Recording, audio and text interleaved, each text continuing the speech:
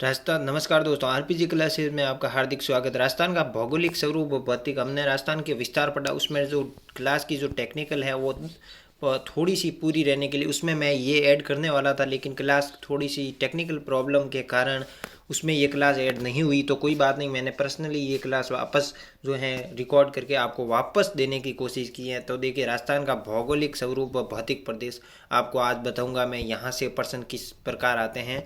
और देखिए, मैं ये पहले तो बता देता हूँ, ये भौतिक प्रदेश आपको किताब में जाओगे पढ़ने या क्लासें भी देखोगे, बहुत बड़ा है, बहुत बड़ा है, अथा है। तो आपको इसमें जो है शॉर्ट जो पर्सन पीटीटी में हर बार आते हैं, किस तरह से आ सकते हैं, उसी अकॉर्डिंग वो मैटर है ना, वही लाया हूँ मैं आपको, अन्यथा नहीं लाया हूँ। तो चलिए, लगातार जो बच्चे जुड़े हुए हैं, इस क्लासों से लाभ ले रहे हैं, उनको मैं बहुत बहुत बधाई देता हूं, क्योंकि उनका सिलेक्शन, उनकी सीट कोई नहीं रोक सकता। जो बच्चे क्लास 1 से लगा के अभी तक लगातार देखते आ रहे हैं, लगातार उन्हें कोई प्रॉब्लम नहीं होगी। उनकी सीट एकदम सीधा, आप कॉलेज भरोगे, पहली कॉलेज आपके ज़िले में ही मिल जाएगी, ये मैं आपसे वादा करता हूँ। अगर आपने सही नोट्स बनाए, सही लगातार क्लासें ली, आपने रिवीजन किया, बार बार उसी अकॉर्डिंग किया, तो आपका 1 महीने में सिलेक्शन, क्योंकि मैंने जब पीटीटी दिया ना, 1 महीने में मैंने सिलेक्शन लिया, वो भी राजस्थान के मैं रैंक के साथ। तो चलिए, क्लास का करते हैं शुरुआत। ये आपको थोड़ा बताना पड़ता है, क्योंकि थोड़ा सा मोटिवेशन भी आपको देना पड़ता है। 1 महीना है, लगातार संघर्ष करना पड़ता है, ये इस कारण।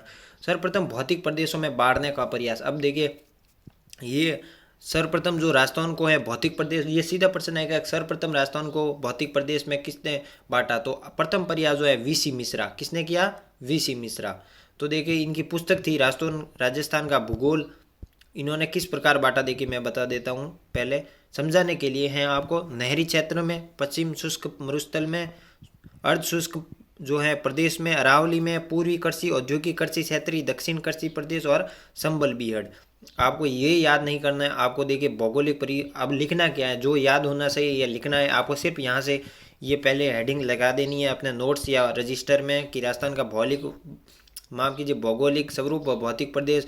उसमें पहला लिखना है, सर्वप्रथम भौतिक प्रदेशों में बांटने का प्रयास वीसी मिश्रा ने किया। कब किया? 1967 से 68 में, दोनों में से एक ऑप्शन में आएगा।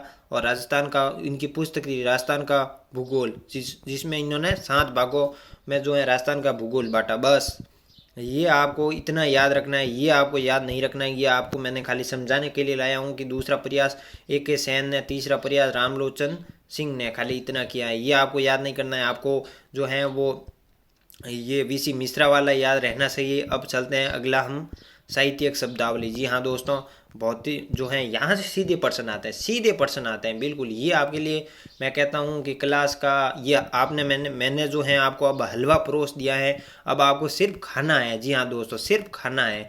तो इसी के साथ ये पूरी क्लास का जो जो 80% सवाल आएंगे ना इस क्लास में, ये इस स्लाइड से आएंगे। तो देखिए, ये स्लाइड आपके लिए रामबाण होगी। ये देखिए, चलिए किस प्रकार से क्वेश्चन आएंगे। देखिए, समझना अलग बात है, किस प्रकार से क्वेश्चन आएगा मैं साथ में समझाता हूँ। क्वेश्चन किस प्रकार से आएंगे, घुमा फिरा कर जो क्वेश्चन किस प्रकार एग्जामिनर पूछ सकता है वो भी बता रहा हूँ, इतना कोई नहीं बताता होगा आपको। देखिए, मरु, देखिए साहित्यिक 3 भागों में बांटा गया है, मरु, मेरु और माल। मरु में कौन कौन से आते हैं? मरु में मरुस्थल और पश्चिमी राजस्थान। ये देखिए मैप से आपको मैं बता देता हूँ कि मरु, ये मान लीजिए राजस्थान का मैप है। यहाँ से देखिए, ये जो है ना, ये पाकिस्तान के साथ सीमा बनाता है, ये क्षेत्र मरु कहलाता है। तो मरु एक एक करके हम लेते हैं, मरु या पश्चिमी राजस्थान। इसको, इसमें जो है पहला है मरुस्थल। मरुस्थल को देखिए, मरुस्थल का क्षेत्रफल कितना है राजस्थान में?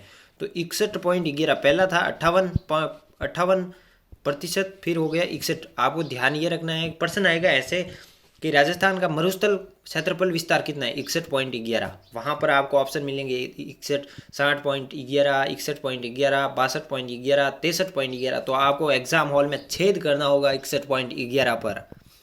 अब देखिए, दूसरा क्वेश्चन यहाँ से ये बनेगा कि जनसंख्या, मरुस्थल क्षेत्र में राजस्थान की जनसंख्या कितनी निवास करती है? तो आपको बताना है 40%। ये लगा एक एक यहाँ शब्द से प्रश्न बनता है पीटीटी में। अब देखिए, इसकी प्रश्न आएगा कि राजस्थान के मरुस्थल प्रदेश की उत्पत्ति कहाँ से हुई है? तो आपको बताना होगा 33 सागर से। अब चलिए दूसरे पर, अरावली प्रदेश। अरावली मैप के साथ मैं बता देता हूँ कि अरावली आपको कहाँ है। मरुस्थल आपको मैंने बता दिया, अब अरावली बता रहा हूँ। ये राजस्थान का मान लीजिए मैप है।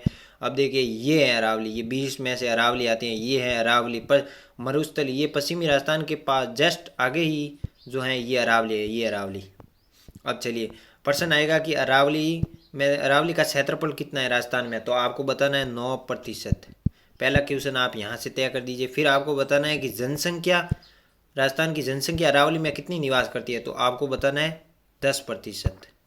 कुछ दिक्कत की बात नहीं है, सीधा फैक्ट है। आपको ये रखना है अरावली, जैसे कि अरावली प्रदेश आते ही 9%, 10%।